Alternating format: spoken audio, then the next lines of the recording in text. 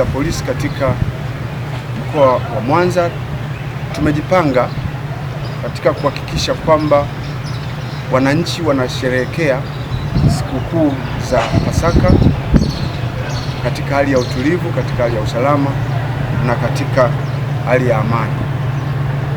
Kama ambavyo mnafahamu, sikukuu za Pasaka watu wengi wameshafurika katika mkoa wetu wa Mwanza wakifanya shughuli mbalimbali za manunuzi. Wengine wamekuja kwa ajili ya kupumzika na wanafunzi wengine wako likizo, wamepumzika pamoja na familia zao.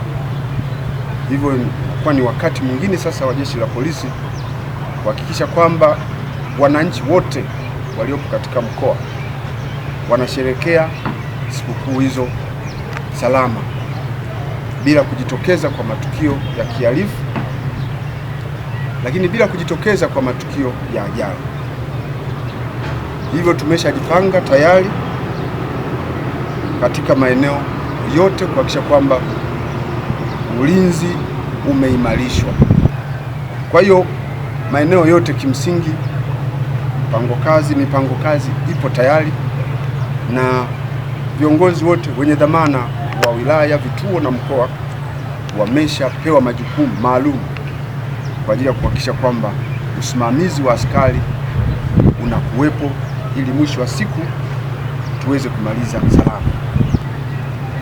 Lakini pia tunaomba zile familia zinapokuwa zimelazimika kusherekea sikukuu nje ya makazi yao, wasiache nyumba zao pasipokuwa na uangalizi.